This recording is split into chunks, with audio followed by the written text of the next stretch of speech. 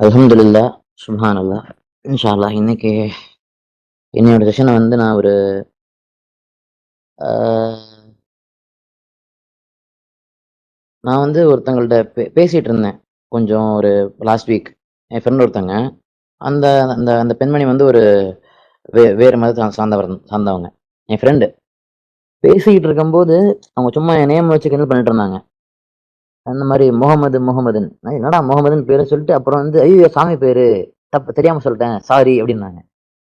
நான் சொன்னேன், முகமதுன்றது சாமி பேர்லாம் கிடையாது, அது வந்து ஒரு ஹி இஸ் அ ப்ராஃபட் அப்படின்னு சொல்லி ஐ வாஸ் சேயிங். நம்ம நம்மளுடைய குரான்ல இருந்து சில இதை சொல்லிட்டு இருந்தாங்க அவங்கள்ட்ட. அப்படியா அப்படின்னு கேட்டுட்டு இருந்தாங்க. அதோட சொன்னேன், அல்லாஹ் கூட வந்து அல்லான்றது கூட வந்து அது கடவுளுடைய பேருன்னு கிடையாது. இப்போ மிடில் ஈஸ்ட்ல போனீங்கன்னா அங்க ஒரு கிறிஸ்துவன் எடுத்தா கூட அவன் அல்லான்னு தான் சொல்லுவான். ஏன்னா அல்லான்னா அரபிக்ல கடவுள் அப்படின்னு சொல்லிட்டு இருந்தேன். எதுக்கு சொல்றேன்னா, நம்ம முஸ்லிம்ஸ்க்கு ஓகே, நம்ம முஸ்லிம்ஸா இருக்கோம், நமக்கு தெரியுது முகமது நபி, முகமதுனா அது ஒரு வந்து ஒரு நபி, ஒரு தூதர்னு. அவுட் சைட் வேர்ல்டு அது எப்படி போர்ட்ரே ஆகுது, வேற ஒருத்தவங்க எப்படி எடுத்துக்கிறாங்க, நம்ம நம்ம நம்ம நம்ம வந்து முகமதுனா அவங்க வந்து கடவுள் அப்படின்னு எடுத்துக்கிறாங்க. அப்படிதான் வச்சிட்டு இருக்காங்க வெளியே கூட மக்கள் எல்லாம்.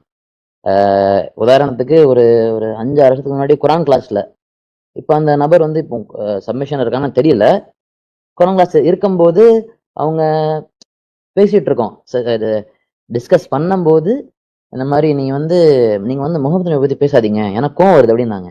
அப்ப நான் சின்ன பையன் யோசிச்சேன், எது கோவப்படணும் அப்படின்னு. அப்பதான் தெரிஞ்சது, முகமது அந்த ப்ராஃபெட் முகமதுக்கு வந்து டிவோட்டிஸ், அவங்க மேல அவ்வளோ பற்று இருக்கு. யார் மேல பற்று இருக்கணுமோ அதை விட்டுட்டு முகமது நபி மேல பற்று வச்சிருக்காங்க. இன்ஷா அல்லாஹ் சூரா 2ல 285, you shall not make any distinction among God's messengers. The messenger has believed in what was sent down to him from his Lord, and so did the believers. They believe in God, his angels, his scripture, and his messengers. We make no distinction among any of his messenger. They say, we hear and we obey. Forgive us, our Lord, to use the ultimate destiny.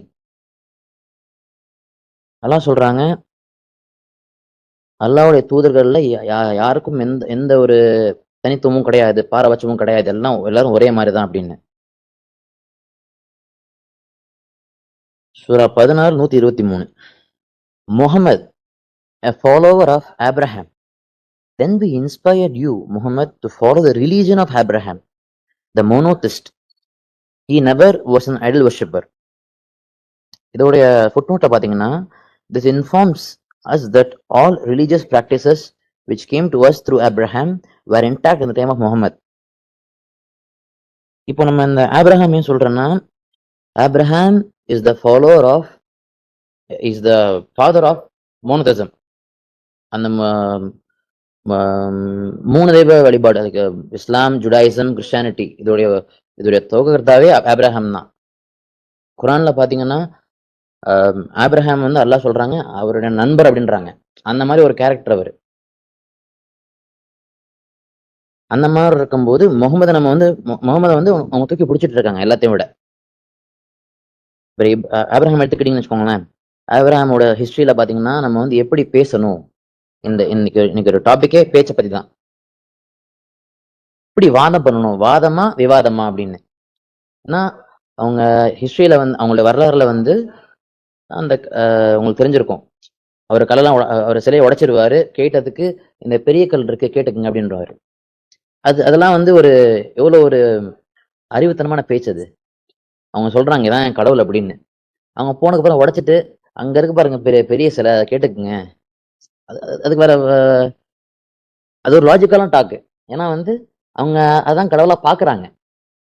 அதோட ஒரு ராஜா இருக்கும்போது ராஜா இருந்து கேட்கிறாரு, ராஜா சொல்றாரு நான் தான் கடவுள்ன்றாரு. அவர் சொல்றாரு, நீங்க வந்து இந்த இறந்து போன உயிர் கொடுங்க, அப்ப நம்புறேன். அதை விட பெரிய விஷயம் என்னன்னா, ஈஸ்ட்ல சூரியன் உதிக்குது, அது நீங்க வச்சு கொதிக்க வைங்க. இதெல்லாம் வந்து ஒரு எப்படி சொல்றது, இந்த மாதிரி முக்காவாசி நம்ம வாதம்னா யார் ஜெயிக்கிறா பாப்போம், வா நீ பேசு நான் பேசுவோம் வரியா, அந்த மாதிரிதான் இருக்கும். அது பேசுறதே வந்து ஒரு சொல்யூஷனுக்கு. பட் முக்காவாசி வாதம் பண்ண ஆரம்பிச்சாவே சண்டையெல்லாம் முடியும். ஏதாவது ஒரு மனஸ்தாபம் ஏதாவது ஒன்று வந்துடும். சூரா 2ல 288. Abraham's courageous debate. Have you noted that one who argued with Abraham about his Lord? Though God has given him lordship, kingship, Abraham said, "My Lord grants life and death." He said, "I grant you life and death." Abraham said, "God brings a sun from the east. Can you bring it from the west?" The disbeliever was stumped. God does not guide the wicked.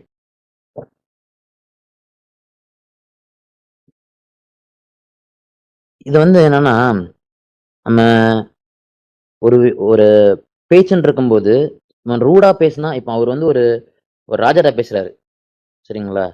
ராஜாட்ட பேசும்போது நம்ம எல்லாம் இப்ப நம்ம கேள்விப்பட்டிருப்போம், இப்படிதான் பேசணும் அப்படிதான் பேசணும்னு. இப்ப நம்ம கோவமா பேசினோம்னா நம்மளோட டெம்பர் லூஸ் ஆகும். டெம்பர் லூஸ் ஆனா நம்ம கண்டமணிக்கு பேசுவோம்.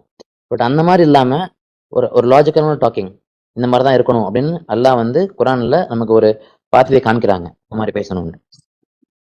இது ஆபிரஹாமோட ஹிஸ்டரியில இருக்கு. அடுத்து குரான்ல பாத்தீங்கன்னா, குரான்ல 1/3 of the Quran is filled with, 3ல ஒரு பாகமான குரான் மூசா நபியோட வரலாறு தான் இருக்கு ஃபுல்லா. நம்ம சோகால் முஸ்லிம்ஸ் முகமதுன்னு ஃபாலோ பண்ணிட்டு இருக்காங்க. முகமது நபி தான் ஒரு தெரிஞ்சோ தெரியாமலோ ஒரு இணையதளம் வச்சிட்டு இருக்காங்க. குரானை படிச்சாங்கன்னா தெரிஞ்சிடும். பிகாஸ் குரான்ல மோஸ்ட் ஆஃப் த நபியை பத்தி பேசுதான், அது மோசஸ் பத்தி தான் பேசியிருக்கு.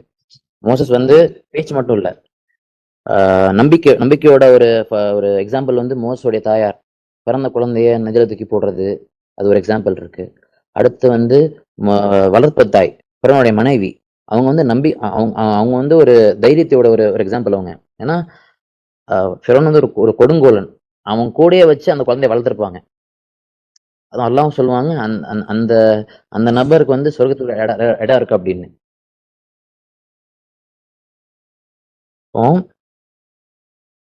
கோவமா பேசும்போது டெம்பர் லூஸ் ஆகுது. இப்ப ஃபாஸ்டா பேசும்போது அதுல அர்த்தமே இருக்காது. அது கூட அல்லாஹ் ஒரு துவா இருக்கு குரான்ல, சூரா 20ல 20ல இருந்து 25 வரைக்கும். ரப்பி ஷ்ரஹ்லி சதுரி வ யஸ்ஸிர்லி அம்ரி வஹ்லுல் உக்ததன் மின் லிசானி யஃப்கஹு கௌலி. எங்கள் ரட்சகரே, என்னுடைய ரட்சகரே, cool my temper and make this matter easy for me and untie a knot from my tongue so they can understand my speech. இது என்ன சொல்றேன்னா, என்னோட சுபாவத்தை குளிரப்பீராக, மேலும் இந்த இந்த காரியத்தை எனக்கு எளிதாக்கி தருவீராக, என்னுடைய நாவிலிருந்து அந்த முடிச்சு அவிழ்த்து விடுவீராக, என்னுடைய பேச்சும் இது உங்களுக்கு புரியுற மாதிரி இருக்கட்டும் அப்படின்னு. இது கோவமா பேசினா, ஃபாஸ்டா பேசினா நம்ம பேச போறத வச்சிருக்கு. இப்போ நம்ம ஒருத்தர் வேலை பாக்குறீங்க, அங்க நம்ம எப்படி பேசுவோம்? Yes sir, okay sir, no sir. Friends கிட்ட பேசுறது வேற. பட் இப்போ ஒரு பாஸ்ட பேசுறீங்க, இப்போ டக்குன்னு நீங்க கொஞ்சம் கோவமா ரூடா பேசிட்டீங்க, என்ன ஆகும்? வேலை தான் போகும். சூரா 49ல 2. O you who believe, do not raise your voices above the voice of the prophet, nor shall you shout at him as you shout at each other, lest your works become nullified while you do not perceive. இந்த வசனத்தை ஏன் சொல்றேன்னா, right no நம்ம கையில குரான் தான் இருக்கு. குரான் is messenger. குரான் நமக்கு வழிகாட்டுது, இப்படிதான் இருக்கணும் அப்படின்னு. நம்ம குரானை மட்டும் தான் ஃபாலோ பண்ணணும். குரான்ல எப்படி சொல்றாங்கன்னா அதை ஃபாலோ பண்ணணும். அதை விட்டுட்டு இது இப்படி இருக்கு அது இப்படி இருக்குன்னு நம்ம அதுக்கு மேல போக கூடாது. அதுக்காக இந்த வசனத்தை சொல்றேன். அதோட இப்போ நம்ம முக்காவாசி நம்ம பேசுறோம், இதெல்லாம் பண்றோம். பட் நமக்கு லாஸ்டா என்ன வேணும்? நிம்மதி வேணும். நீங்க நிறைய பேசினா சத்தியமா கிடைக்காது. முக்காவாசி நம்ம என்ன பேசுவோம்? ப்ரொடக்டிவா பேசுறோமா? இது இப்படி இருக்கு, இந்த மாதிரி நான் இது படிச்சேன், இது கத்துக்கிட்டேன், இல்ல இந்த விஷயம் இப்படி இருக்கு, நான் இப்போ இங்க இதை பார்த்தேன், அப்படி பேசுறோமா? இல்ல இவன் என்ன பண்ணான், அவன் என்ன பண்ணான்? இப்போ குரான் ஸ்டடி குரூப்ஸ்ல கூட பாத்தீங்கன்னா ஒருத்தங்க வந்து பேசுறாங்கன்னா அவங்க சொல்ற கருத்தை எடுத்துக்கணும், சாராம்சத்தை எடுத்துக்கணும். அதை விட்டுட்டு அந்த அந்த நபர் எடுத்துப்போம் ஏதாவது ஒரு விஷயத்துல பேசும்போதோ. அதுதான் வாதத்துக்கு ஸ்டார்ட் ஆகும் எப்பயுமே. சூரா 23:3 தே அவாய்ட் வெயின் டாக்.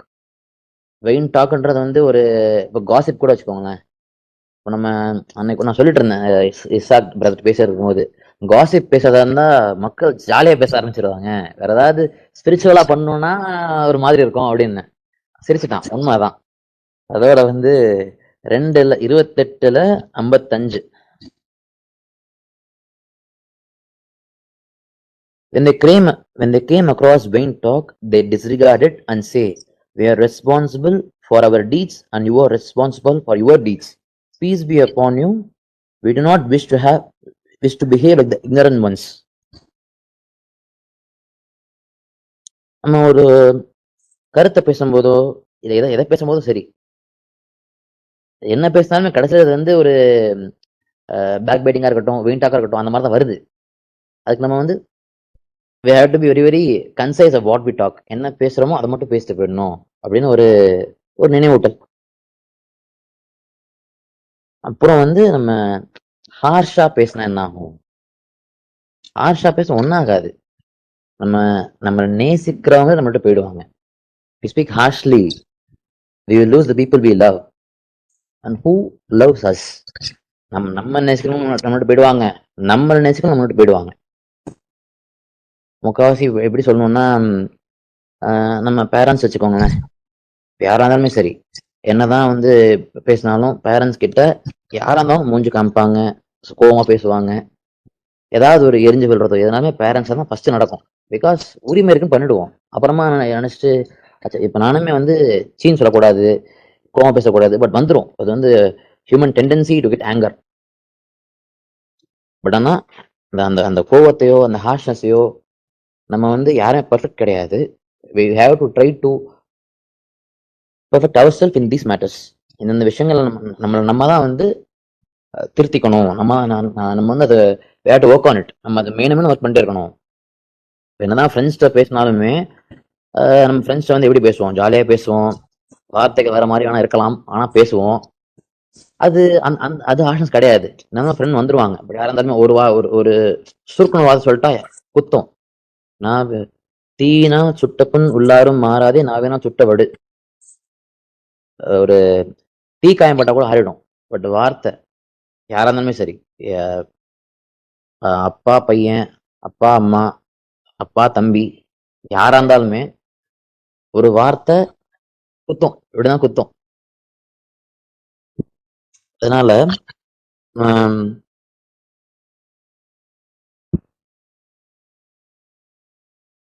எதை பேச போறோமோ அதை யோசிச்சு சிந்திச்சு பேசினா இங்கேயும் சரி, வருங்காலத்திலயும் சரி. நான் சொல்றேன்ல, if we talk rudely we lose our job. நம்மளோட ஜாப் எங்க என்ன இருக்கு இந்த உலகத்துல? அல்லாஹ் மட்டும் சொல்றதுல இருக்கு. அல்லாஹ் சொல்றாங்க, நம்ம வாய்ஸை உயர்த்தி பேசினா கழுதையின் குரல் தான் ஒரு அசிங்கமான ஒரு கேட்க தகாத குரல் அந்த மாதிரி சொல்லுவாங்க. ஒரு எக்ஸாம்பிள் சொல்லுவாங்கல்ல. நான் இங்கேயும் அங்கேயும் ஏன் சொல்றேன்னா, நம்ம இந்த லைஃப்ல எந்த அளவுக்கு நம்ம ஹாப்பியா இருக்கோமோ அந்த அளவுக்கு தான் நமக்கு அங்கேயும் அங்கே ஹாப்பினஸ் இருக்கும். ஏன்னா இங்க கஷ்டப்பட்டுட்டு அங்க போய் இப்படி கிடையாது. முக்கால்வாசி பேச்சுன்னு எடுத்துட்டோன்னே, இப்போ யாராவது ஒருத்தன் தான் கஷ்டப்படுறான்னா அவன் வாய் தான் காரணம். அவன் வாயில தான் சனி அப்படின்னுவோம்.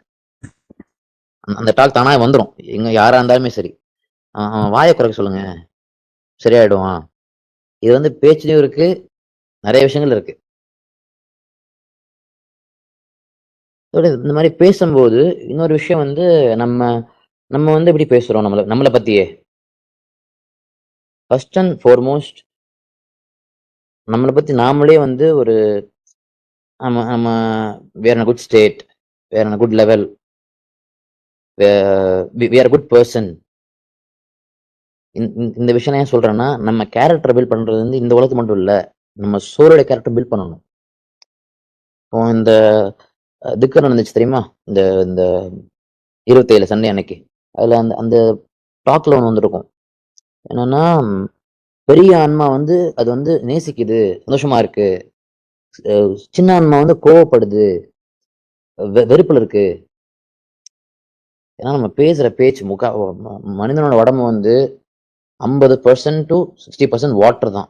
இப்போ தண்ணியில வந்து நீங்க எதை வேணா கலக்குங்க, கலந்துரும். இப்போ நீங்களே உங்களை பத்தி தப்பா பேசினாலோ இல்ல வந்து தாழ்வா பேசினாலோ நம்ம எஃபெக்ட் ஆகும். நிறைய பேருக்கு இவர் தெரிஞ்சிருக்கும், ப்ரூஸ்லி. அந்த ஒரு actor, but he's a philosopher. அவருடைய அவருடைய வேர்டிங்ஸ்லாம் சூப்பரா இருக்கும். எப்படின்னா, இது கூட அவரோட தான், don't talk negatively about yourself, your body will take it in different manner. நம்ம பேசுற பேச்சு நம்ம உடம்பு அதுவே தானே எடுத்துக்கும். இப்போ கூட நம்ம உங்களுக்கு தெரிஞ்சிருக்கும் அந்த ரிசர்ச் பத்தி, எமோட்டோ பத்தி. தண்ணி வந்து எப்படிலாம் பண்ணுது. இப்போ வந்து தண்ணி கிட்ட வந்து வெறுப்பா பேசினா ஒரு ஸ்ட்ரக்சர் வரும். இதுவே வந்து நீங்க நல்லதா பேசினா, அன்பா பேசினா, மோட்டிவேஷனலா பேசினா இன்னும் ஸ்ட்ரக்சர் வரும். அது பார்க்க நல்லா இருக்கும், அந்த ஸ்ட்ரக்சர் பார்க்கறதுக்கு. இதுவே நம்ம கோவமா பேசினா ஒரு மாதிரி அந்த ஸ்ட்ரக்சர் அன்னியனா இருக்கும். அன்பா பேசினா, பணிவா பேசினா அது வந்து ஒரு ஒரு டிசைனோட இருக்கும். இன்னொன்னு, எந்த அளவுக்கு நம்ம வந்து இந்த பேச்சை கண்ட்ரோல் பண்றோமோ அந்த அளவுக்கு நம்ம தாட்ஸும் கண்ட்ரோல் ஆகும். ஏன்னா தாட்ஸ் தாட்ஸ் பிகம்ஸ் ஆக்ஷன். எந்த அளவுக்கு நம்ம தாட்ஸ் நம்ம வந்து ஒழுங்கா வச்சுக்கிறோமோ அதுதான் அதுதான் வந்து செயல்பாடா வருது. எங்கேயும் சரி, மறுமையிலும் சரி, if you are going to be இந்த ஹியர் ஆஃப்டர், இந்த ரைட் சைட், நம்ம வலது கருத்துல அதை வாங்கணும்னா நம்மளுடைய பேச்சு, நம்மளுடைய நடவடிக்கை எல்லாத்தையும் மாத்தி ஆகணும். பேச்சுன்னு சொல்லும்போது இன்னொரு இது இருக்கு. என்னவென்றால், அல்லாஹ் சொல்றாங்க, நம்மளுடைய கிரியேஷன், ஹியூமன் கிரியேஷன்லயே வந்து பேசுறோம்னா நம்ம வாய்ஸ், குரல் வந்து ஒரு அற்புதமான ஒரு ஒரு கருவி. இப்போ என்னை பொறுத்தவரைக்கும் குரல் வந்து ஒரு ஒரு மேக்னிஃபிசன்ட், ஒரு ஒரு ஒரு attribute of a human being. Because இப்போ கண் கண் இல்லாதவங்க, காது இல்லாதவங்க, அது ஒரு ஒரு ஒரு ஒரு டிஃபிஷியன்சி. பட் குரல் வந்து அதை வர வைக்க முடியாது. மித்த ஏதாவது ஆப்ரேஷன் பண்ணி வர வைக்கலாம். இப்போ அது அந்த அட்வான்ஸ்மெண்ட் இருக்கு. பட் குரல் வந்து எல்லாருக்கும் ஒரே மாதிரி இருக்காது. அதோட இன்னொன்று என்னன்னா, இப்போ நான் பேசுறேன், பேசும்போது ஒரு குரல் இருக்கு, சரிங்களா? இப்போ இதே பாடும்போது குரல் மாறும், குரல் மாறணும். அதுதான் அது அது வந்து ஒரு தனித்துவம். பேசுறதுக்கு ஒரு குரல், பாடுறதுக்கு ஒரு குரல். ஏன் சொல்றேன்னா, நல்லா சொல்றாங்க, ஹியூமன் வந்து ஒரு பெர்ஃபெக்ட் கிரியேஷன் அப்படின்னு. இது வந்து ஒரு ஒரு எக்ஸ்ட்ரா இன்ஃபர்மேஷன். அவ்வளவுதான். இன்ஷா அல்லாஹ் என்னுடைய பேச்சை இதோட முடித்துக் கொள்கிறேன். வார்த்தைகள் புகழனைத்தும் இறைவனுக்கே உரியது. இந்த பேச்சில் ஏதாவது தவறுகள் இருந்தால் சுட்டிக்காட்டவும். நன்றி. விடைபெறுகிறேன். அல்ஹம்துலில்லாஹ்.